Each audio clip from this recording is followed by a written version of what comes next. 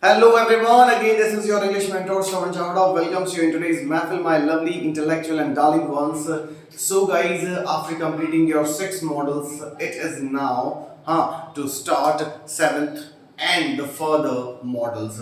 And I think this will be the last video about your models, and after today's video I will be giving you the conclusion. I will be giving you the conclusion of all the models together. मतलब कल मैं जो है आपको कल जो है मैं आपको यानी नेक्स्ट क्लास जो होगी उसमें मैं आपको इस पूरे के पूरे मॉडल का कंक्लूजन दे दूंगा, कैसे आपको इसको यूज करना है, क्या तरीका रहता है.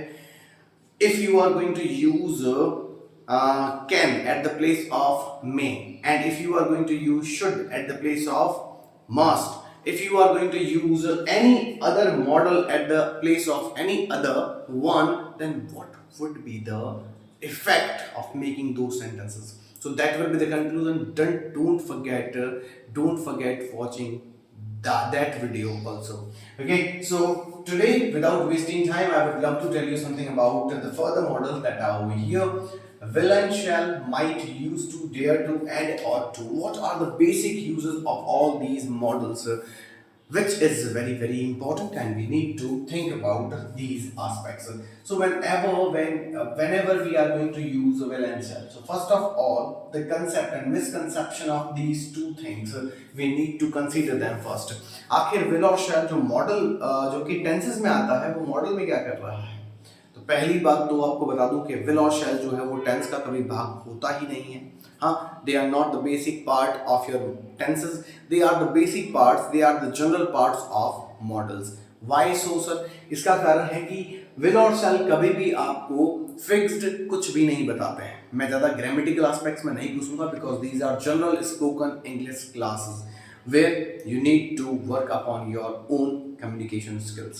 So basically, whenever you are going to use will and shall, always remember most of the time will should be used. मैं फिर कह रहा हूँ, will को ज़्यादातर यूज किया जाता है. ओके, will को ज़्यादातर यूज किया जाता है. अब ये कहना ठीक नहीं है कि ज़्यादातर यूज किया जाता है. Wherever you will see any official and instructional language, shall will be used. लेकिन हम इसमें ज़्यादा डीप नहीं जाएंगे because spoken must be used and taught in only spoken way. Okay, तो जब भी आपको गा गे गी वाला सेंटेंस बनाना हो, गा गी और गे वाला सेंटेंस बनाना हो, ओके, जब भी आप ये कहना चाहते हैं कि भाई मैं कोई काम जो है वो फ्यूचर में करूंगा, है ना, फ्यूचर में करूंगा, ओके, और अगर वो फिक्स्ड नॉट फिक्स्ड जो भी है, ठीक है, हालांकि यही कंसेप्ट है फिक्स्ड और नॉट फिक्स्ड वाला ही, वही कहीं ना कहीं क्या करता है, विल और शैल को डिसाइड करता है. बट हमें मोस्टली विल का यूज करना चाहिए. शैल को थोड़ा सा अवॉइड कर सकते हैं, बट कुछ कंडीशंस हैं जहां पर शैल का यूज होता है, विल का नहीं होता है. ओके, ग्रामेटिकल एस्पेक्ट्स में बोथ हैव डिफरेंट वेज. ठीक है, खैर आगे चलते हैं. माइट का यूज कहां करते हैं? माइट का यूज होता है शायद ही, शायद ही, यानी कि कोई काम होने की संभावना जो है वो अगर बहुत ज्यादा कम है, सो इन दैट सिचुएशन हम माइट का यूज करते हैं. ओके, हाँ, इसका हिंदी में मतलब सकता है होता है. सकता, सकता, सकता था भी होता है, सकना होता है, सही शब्द होता है सकना. क्या होता है? सकना. ठीक है, so it must be kept in mind. When it comes to talk about used to, yesterday in the last class we learnt about used to. Now you will say, sir, in last class we hadn't got any idea about used to. How can you say? बच्चा, I think we used would. Remember? याद है ना, हमने would पढ़ा था. Would में हमने past habit पढ़ी थी. ओके, तो वुड की जगह पर यूज टू का यूज हो सकता है, इसका मतलब होता है पास्ट हैबिट. क्या होता है? Past habit. So if you are going to use to, it means ये पास्ट हैबिट में यूज होगा. डेयर, डेयर का मतलब ही होता है हिम्मत करना. आपने कोई काम किया, आप तो कोई काम कर रहे हैं, तो आपको डेयर आपके अंदर होनी चाहिए, तभी आप इसका यूज करते हैं. तो डेयर का मतलब होता है डेयर, मतलब आप किसी काम को करने की हिम्मत रखते हैं. हाँ, कोई काम करने की हिम्मत होना. आपने बहुत बार डायलॉग सुना होगा इन मूवीज, क्या कहते हैं? How dare you touch me. हाँ, यानी तुमने मुझे छूने की हिम्मत कैसे की. ये वही हीरोइंस के द्वारा बोले जाने वाला डायलॉग है, जो गुंडे के हीरोइन को टच करने के बाद हीरोइन के जो इमोशंस बाहर आते हैं, उसी को हम डेयर कहते हैं. और टू, भाई साहब, और टू क्या होता है? ought to should का ही एक फॉर्मल यूसेज है, इसे हम कहते हैं फॉर्मल यूज, फॉर्मल या यूसेज कह सकते हैं, यूसेज ऑफ शुड। यानी आप शुड मॉडल की जगह पर फॉर्मली ought to का यूज करें, जिसका मतलब होता है चाहिए। क्या होता है? चाहिए।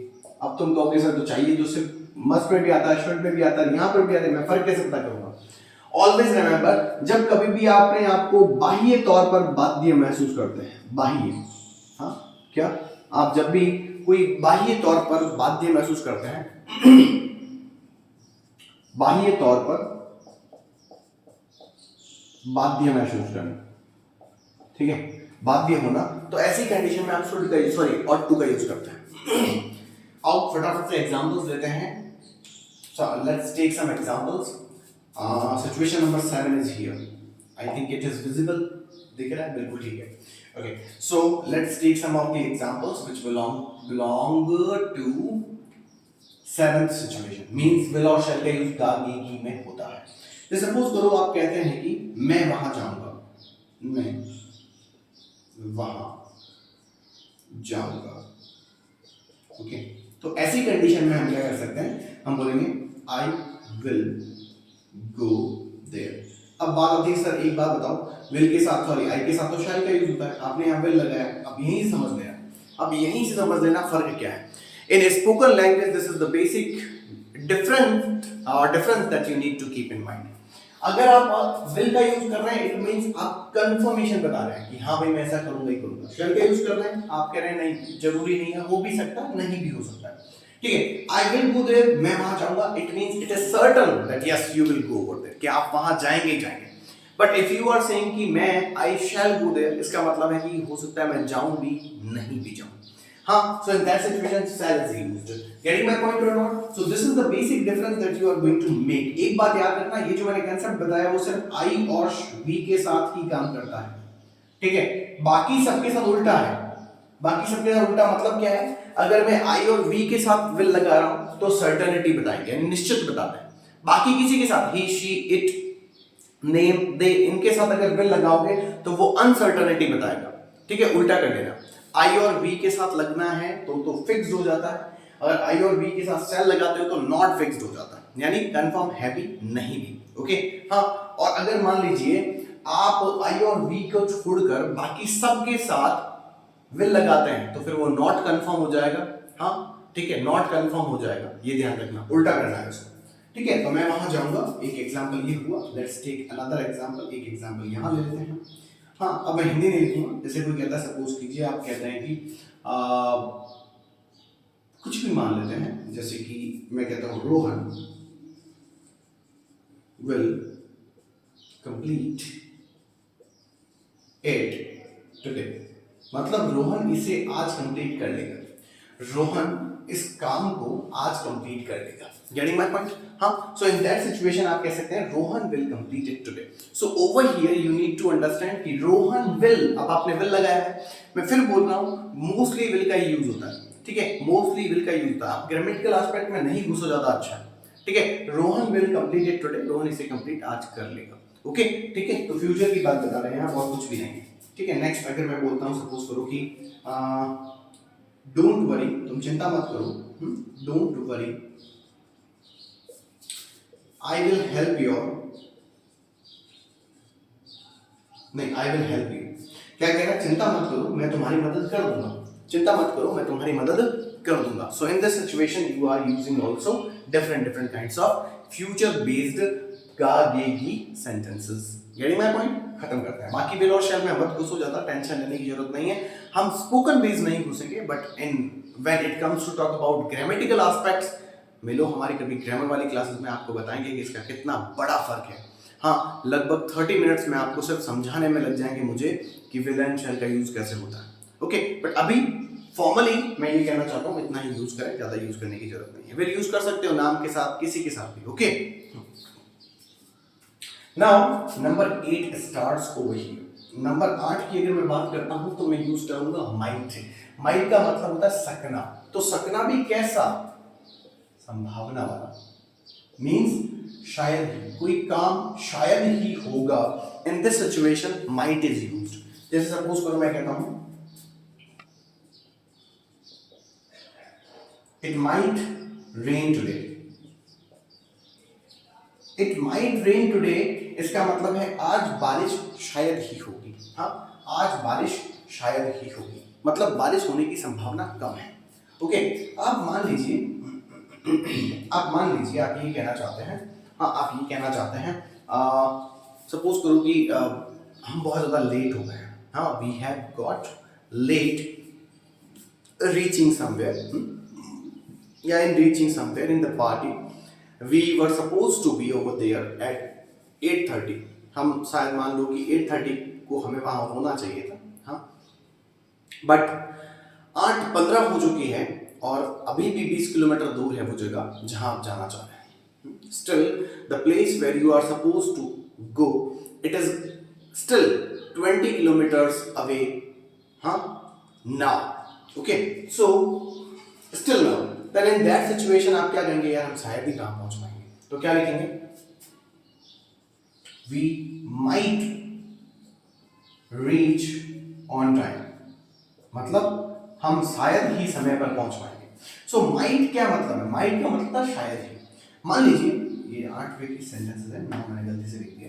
ओके, एक सेंटेंस और लेते हैं, मैं इसमें कहूंगा, मान लीजिए कि सपोज कीजिए कि इंडिया को जीतना है, हाँ, और उसके पास 5 बॉल है और रन बनाने हैं 30।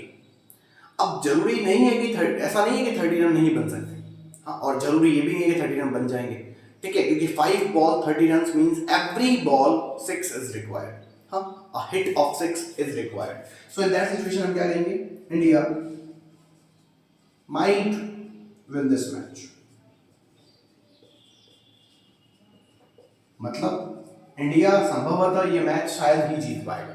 ओके, हाँ, रिंकू सिंह वाली अगर कोई बात हो जाए तो इन दैट सिचुएशन हो सकता है कि 5 बॉल में 5 छक्के लग जाएं, बट चांसेस कम है, तो शायद ही जीत पाएंगे। हाँ, अब सपोज करो किसी का बहुत भयंकर एक्सीडेंट हुआ है, हाँ, बहुत भयंकर एक्सीडेंट हुआ है, वो बहुत भयंकर एक्सीडेंट हुआ, अब आपको लगता है कि ये आदमी तो शायद ही बचेगा, तो इन दैट सिचुएशन आप क्या कह सकते हैं, दिस मैन माइट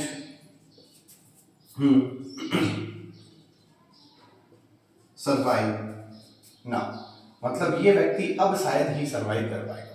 ओके, क्योंकि एक्सीडेंट बहुत भारी है। Getting my point? So in this way you can use might. Now let's talk about used to.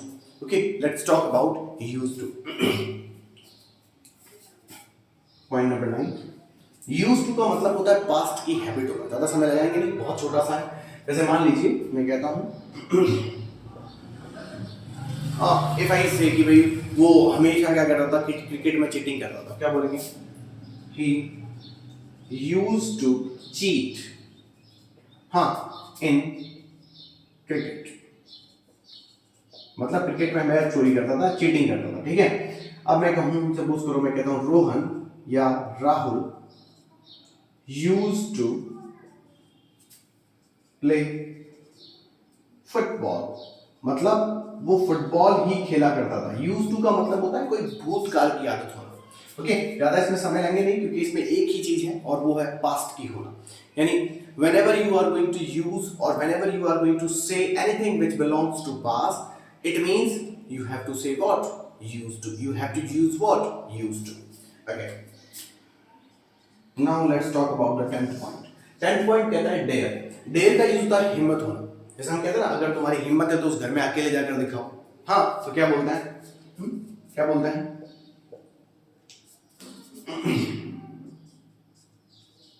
If you dare, go there alone. मतलब अगर तुम्हें हिम्मत है अकेले जाके दिखाओ, ठीक है। रोहन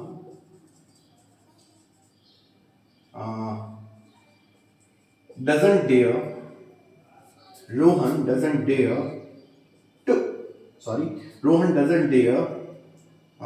fight him alone, मतलब रोहन की अकेले उससे लड़ने की हिम्मत नहीं है। Okay, so in this way ये पॉइंट भी कंप्लीट होता है। ज्यादा डेयर इसमें ज्यादा यूसेज है नहीं डेयर के। Okay, now let's talk about the 11th one, यानी 11वां पॉइंट क्या कहना चाहता है। हाँ, in the end we can finish it, 11th point क्या कहना चाहता है, लेट्स टॉक अबाउट इट। इसकी बात भी कर लेते हैं, समझ में आएगा, समझ लेते हैं क्या लिखा हुआ है। Ought to, ought to means क्या होता है, चाहिए मीन्स सपोज कीजिए कि हम क्या कहते हैं कि भाई हमें बाहर यानी कि लोगों को सच्चाई नहीं बतानी चाहिए, है ना, तो क्या बोलेंगे, वी शुड नॉट की जगह क्या लिखेंगे, ऑट। हाँ, we ought not to share the truth of our family. We ought not to share the truth of our family. हमें घर की सच्चाइयां लोगों के साथ शेयर नहीं करनी चाहिए, ठीक है, विद अदर पीपल, यानी दूसरे लोगों के साथ हमें हमारी जो घर की सच्चाइयां हैं वो शेयर नहीं करनी चाहिए। यहाँ बाउंडेड है ना, अब यहाँ पर क्या है, और कहते हैं culturally, externally you are bounded, you feel so much bounded, you feel that it is compulsory that we should not use these kinds of things. आगे देखते हैं। मान लीजिए कोई ये कहता है कि भाई समाज में हमें इज्जत बनाकर रखनी चाहिए, है ना, समाज में इज्जत बनाकर रखनी चाहिए, तो क्या बोलेंगे, you ought to follow the rules and traditions of the society। मतलब क्या है, मतलब it is very easy, you ought to follow the rules and traditions of the society means आपको समाज के रूल्स और उसकी प्रथाओं को फॉलो करना चाहिए, ठीक है। यही तो, ये क्या है, ये क्यों करना चाहिए, why, because every person of our society follows the same tradition and rules। Why? Because he is also social person or social being, he is also a social being। So if you really want to be the part of that society, it means it becomes your duty to be there with all those people who are over there, who are over there। So in this way we can say your model's journey gets finished over here guys। I think इस तरह से 3 part में हमने models complete कर लिए हैं। Only in 3 parts we have completed our models। So I think it is the best way to remember all the things, and I have taken only 2-3 examples in every model। Now it becomes your duty to practice it more and more in your now your question is what? Your question is, I know what is your question. Your question is, sir, how to remember all these things? No need to remember, bacha. No need to remember all these content। Actually we need to use these kinds of models in your daily vocabulary, sorry, in your daily routine। जब कभी भी आपको चाहिए वाला sentence बोलना है तो should का यूज कर लो, मस्ट का यूज कर लो, ऑट टू का यूज कर लो। जैसे बोलो, हम कहते हैं ना, सपोज करो कि यार तुम्हें समय खराब नहीं करना चाहिए, तो हम क्या बोलेंगे, you should not waste your time. अब शुड की जगह पर मस्ट भी लगा सकते हैं, you must not waste your time. उसकी जगह पर हम ऑट टू भी लगा सकते हैं, we ought not to waste your time, या our time. Getting my point? इस तरीके से हम यूज करते हैं। कैन की जगह मे का यूज हो सकता है, क्या हो सकता है, बट कैन के अलग यूसेज है, मे के अलग यूसेज है। ओके, ठीक है। एक बात और याद रखें, कैन की जगह मे का यूज करेंगे तो कैन जो है फ्रेंडली नेचर की बात करता है और मे जो है ऑफिशियल लैंग्वेज की बात करता है। हम टीचर के साथ ये नहीं कह सकते हैं can I come in sir, हम वहां क्या कहेंगे, मे आई कम इन सर। ओके, तो इस तरीके से आपको ये समझना है। ये हेल्दी कॉन्वर्सेशन है और इसे और हेल्दी बनाइए। हाउ? बाय प्रैक्टिसिंग और nothing else is there. So I just keep on wishing the same thing that you people will be doing your best from your side and try to make the sentences okay as more as you can। okay, और मुझे बहुत सारे बच्चे जो हैं अपने videos बनाकर भेज रहे हैं, क्लासेस देख रहे हैं, ये बहुत अच्छी बात है। मुझे वो पर्सनली मैसेज करते हैं व्हाट्सएप पे कि भाई हमेशा हम देखो थोड़ा थोड़ा बोलने लगे हैं, बताओ हमारी कोई गलती है क्या? कोई गलती नहीं मिल रही है वहाँ पर। देखो, गलतियाँ होती हैं जब आप छोटे स्तर पर होते हैं, बच्चे बुद्धि से काम करते हैं तो बच्चा बुद्धि करनी पड़ती है, क्योंकि इंग्लिश एक छोटा दुनिया नहीं है, वर्ल्ड नहीं है। तो आप क्या करें, अपने आप को और अच्छा बनाने के लिए रोज प्रैक्टिस करें, मिरर के सामने खड़े हो जाएं, है ना, और उसी चीज को वापस दोहराएं जो चीज आपने याद करी है। ठीक है, हाँ, पिक्चर की कोई डायलॉग ले लो, उसी पिक्चर के डायलॉग को वापस बोलो और उसको मिरर के सामने बोलो, फिर रिकॉर्ड करो, फिर मुझे भेजो। ठीक है, आपके साथ और अच्छे से काम करने का मजा आएगा और आ भी रहा है। Thank you so much. और जैसा भी आपको लग रहा है आप कर सकते हैं, बहुत अच्छे से इसकी प्रैक्टिस करते हैं, आगे और सीरीज आती रहेगी। Take care guys, thank you so much.